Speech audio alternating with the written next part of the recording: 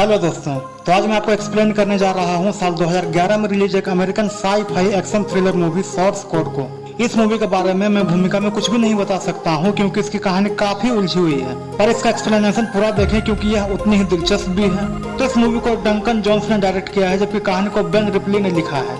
इस मूवी को mark गर्डन, Jordan win और फिलिप रसल ने मिलकर प्रोड्यूस किया है। इसकी प्रोडक्शन कंपनीज है द मार्क गर्डन कंपनी और वेंडम पिक्चर्स, जबकि डिस्ट्रीब्यूशन का काम संयुक्त एंटरटेनमेंट ने संभाला है। इसमें मुख्य भूमिका में जैक गिलेनहॉल, मिशेल मोनेगन, Vera Farmiga, Jeffrey Wright, Michael Arden आदि हैं। तो ज्यादा बात के बिना शुरू करते हैं हमारा एक्सप्लेनेशन।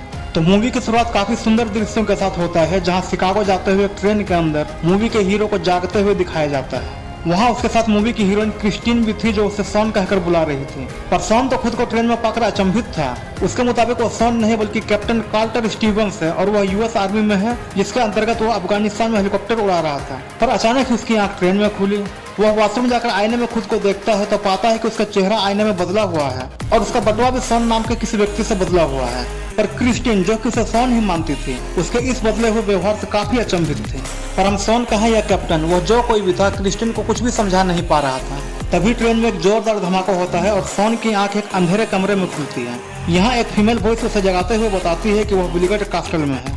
उसे समझ में नहीं आ रहा था कि वह कहाँ है, पर उसे यहाँ कैप्टन कहकर ही संबोधित किया जा रहा था, मतलब कि वह सचमुच में कैप्टन ही है। पर उसे कुछ भी याद नहीं आ रहा था।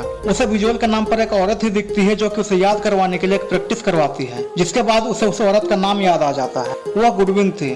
वह कैप्टन के सवालों को इग्नोर करती हुई उससे ट्रेन और ब्लास्ट से रिलेटेड सवाल पूछती है, पर कैप्टन ठीक से जवाब नहीं दे पा रहा था। इसलिए गुडविन उसे फिर से ट्रेन में जाने के लिए बोलती है और यह भी बोलती है कि उसके पास सिर्फ 8 मिनट है बॉम्ब और उसके बॉम्बर के बारे में पता करने के लिए। कैप्टन इससे पहले कि कुछ समझ पाता उसकी नींद फिर से उसी ट्रेन में खुलती है। यहाँ ट्रेन में कैप्टन उन्हीं सारी घटनाओं को रिपीट होते हुए देखता है। वह टाइम वेस्ट किए बिना ही खोजबीन में जुट जाता है। यहाँ वह फिर उस व्यक्ति को देखता है जो कि अपना पर्स गिराकर ट्रेन से बाहर जा रहा था। उसके बाद कैप्टन ट्रेन के वॉशरूम से बॉम्ब को ढूंढ निकालता है। वह गुडविन से बॉम्ब को डिफ्यूज करने का रास्ता पूछता है पर उसे कोई जवाब नहीं मिल रहा था। फिर वह एक पुलिस वाला बनकर यात्रियों को अपने कब्जे में लेने की कोशिश करने लगता है, पर तभी बम फट जाता है और वह फिर से उसी अंधेरे कमरे में जागता है। वह यहाँ आने के बाद गुडविन से अपने बारे में पूछने लगता है। उसके काफी जिद करने पर गुडविन अपने सीनियर की परमिशन से कैप्टन को शॉर्टकट में बताती है कि वो पिछले 2 महीनों से उनके साथ है और आज सुबह ही शिकागो जाने वाली एक ट्रेन में धमाका हुआ है जिसका इन्वेस्टिगेशन उसे उसी ट्रेन के पैसेंजर सॉन के रूप में करना है। वह बोलती है कि उनके पास ज्यादा समय नहीं है क्योंकि धमाके और भी होंगे, इसीलिए उस बॉम्बर को पकड़ना जरूरी है। तभी कैप्टन गुडविन को बॉम्ब का लोकेशन बताता है और साथ ही यह भी बताता है कि वह एक सेलफोन डेटोनेटर से चलता है। पूरी जानकारी लेकर गुडविन कैप्टन को समझाती है कि बॉम्बर को ढूंढना कितना जरूरी है, इसलिए जल्द से जल्द उसे बॉम्बर को ढूंढना चाहिए और इस बार उसके पास फिर से 8 मिनट होंगे। ऐसा कहकर वह फिर से कैप्टन को ट्रेन में लॉन्च कर देती है। कैप्टन फिर से ट्रेन में जाता है और यहाँ वह इस बार सीरियसली इन्वेस्टिगेशन में लग जाता है और एक आदमी का पीछा करते हुए एक स्टेशन पर क्रिस्टीन को अपने साथ लेकर उतर जाता है। वह उस संदिग्ध व्यक्ति का पीछा करने लगता है और उससे जबरदस्ती उसका पीछा करने के चक्कर में उसकी लड़ाई हो जाती है। इस हाथापाई के बीच में कैप्टन देखता है कि उस ट्रेन में धमाका हो जाता है जो कि उनसे काफी दूर निकल चुका था। फिर उस व्यक्ति से फोन छीनने के चक्कर में कैप्टन पटरी पर गिर जाता है और एक ट्रेन के द्वारा कुचल कर मारा जाता है। उसके बाद उसकी आंख फिर से उसी अंधेरे कमरे में खुलती है, पर इस बार गुडविन और कैप्टन एक दूसरे से कम्युनिकेट नहीं कर पा रहे थे। उधर कैप्टन उस केबिन से निकलने की कोशिश कर रहा था जबकि गुडविन के सीनियर डॉक्टर रुटलेट के अनुसार कैप्टन की जान खतरे में थी। यहाँ तक हमें यह समझ में आ चुका था कि कैप्टन किसी तरह के एक एक्सपेरिमेंट का हिस्सा था जिसे शारीरिक नहीं बल्कि दिमागी तौर पर किसी मिशन में बार बार लॉन्च करके किया जा रहा था। उधर कैप्टन के केबिन से कम्युनिकेशन स्टार्ट होने लगता है। फिर जब कैप्टन गुडविन को बताता है कि उसने क्रिस्टीन की जान बचाई है उस ट्रेन से नीचे उतार करके, तो डॉक्टर रुटलेट उसे बताते हैं कि किसी को भी बचाया नहीं जा सकता है क्योंकि उस ट्रेन के सारे पैसेंजर आज सुबह मारे जा चुके हैं। जो कुछ भी हो रहा है वो सिर्फ काल चक्र में हो रहा है। डिटेल में बताते हुए डॉक्टर रुटलेट बताते हैं कि हर व्यक्ति के मौत के बाद लगभग 8 मिनट तक दिमाग जीवित रहता है। इस दौरान की मेमोरी को ही कालचक्र कहा गया है और चूंकि कैप्टन सॉन का बेहतर बनावटी समायोजन था, इसलिए सॉन के कालचक्र में कैप्टन को भेजकर उस बॉम्बर का पता लगाया जा रहा है ताकि इससे आगे होने वाले धमाकों को रोका जा सके।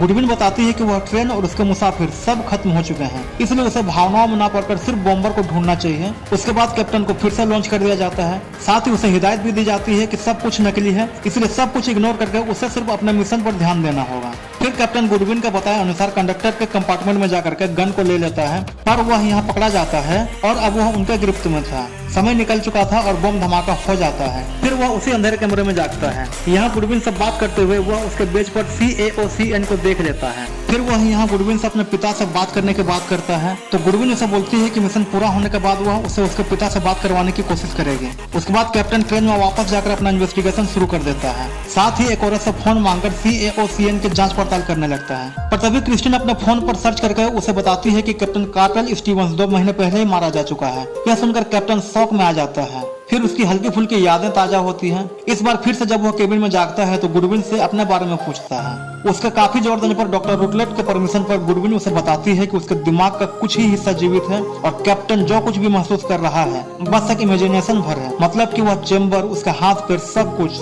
वह कुछ देख सुन भी नहीं सकता है। उसे जो कुछ भी दिखाई और सुनाई दे रही है वह बस कैमरे से रिकॉर्ड किए गए सिग्नल भर है। यह सब सुनकर के कैप्टन का जीवन अब बस एक भ्रम मात्र है। वह काफी दुखी हो जाता है। यहाँ डॉक्टर रुटलेट उसे बताता है कि कैप्टन सिर्फ एक पैरेलल रियलिटी में जीवित है, इसलिए किसी भी चीज की परवाह किए बिना सिर्फ बॉम्बर को ढूंढ रहा है। इस तरह से कई बार उसे ट्रेन पे लॉन्च किया जाता है और उसे एक एक करके सारे पैसेंजर को चेक करवाया जाता है। अंत में थक जाने पर उसे मोटिवेट करने के लिए उसे उसके पिता के इंटरव्यू का एक ऑडियो सुनाया जाता है। उसके बाद फिर से उसे ट्रेन में लॉन्च किया जाता है। इस बार जब वह बम से डेटोनेटर फोन को निकाल कर कॉल करके चेक करता है तो पाता है कि वह व्यक्ति जो कि बार बार अपना बटुआ गिराकर ट्रेन से बाहर जा रहा था वही यानी कि डेरेक फ्रोस्ट ही असली आतंकवादी था, क्योंकि कैप्टन के द्वारा कॉल किए जाने पर उसी के जेब में फोन बज रहा था। उसे पकड़ने के लिए वह ट्रेन से बाहर कूद जाता है। कैप्टन यहाँ डेरेक को पकड़ भी लेता है तो डेरेक कैप्टन को अपने साथ लेकर के पार्किंग में खड़े अपने व्हाइट वैन को दिखाता है और उसके अंदर रखे हुए न्यूक्लियर बम को भी दिखाता है। उधर ट्रेन से कूदते हुए कैप्टन को क्रिस्टिन देख ली थी, इसीलिए वह इमरजेंसी में ट्रेन को रुका करके कैप्टन के पीछे जाती है और जैसे ही वह उनके पास पहुंचती है वह कैप्टन को बुलाती है। इससे कैप्टन का ध्यान भटक जाता है और इसी मौके का फायदा उठाकर डेरेक उन दोनों को गोली मार देता है और वहाँ से निकल भागता है। गोली लगने की वजह से क्रिस्टिन यहाँ मर जाती है और कैप्टन भी मरने से पहले देखता है कि ट्रेन में धमाका हो चुका है। यहाँ उसे पता चलता है कि बम में फोन के अलावा भी एक डेटोनेटर था। वह वापस आकर गुडविन को बॉम्बर का सारा डिटेल देता है। फिर वह डॉक्टर रुटलेट से खुद को वापस ट्रेन पर लॉन्च करने की गुजारिश करता है। इस पर डॉक्टर रुटलेट टाल जाता है।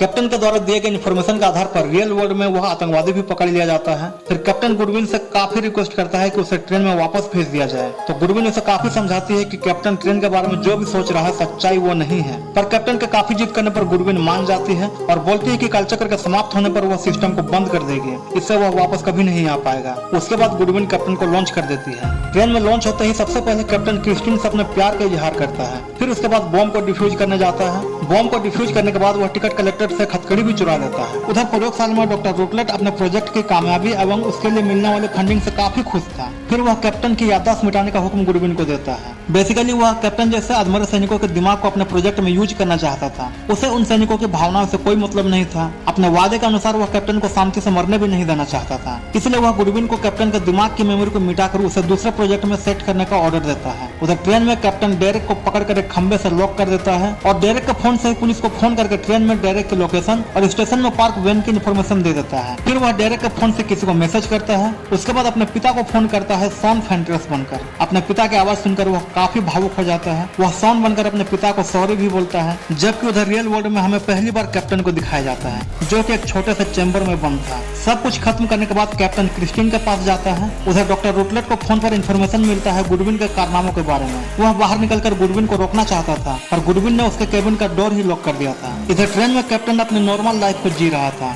उसे बस इंतजार था कि शायद 8 मिनट खत्म होते ही वह मारा जाएगा, सब कुछ खत्म हो जाएगा। उधर समय पूरा होते ही गुडविन सब कुछ ऑफ कर देती है।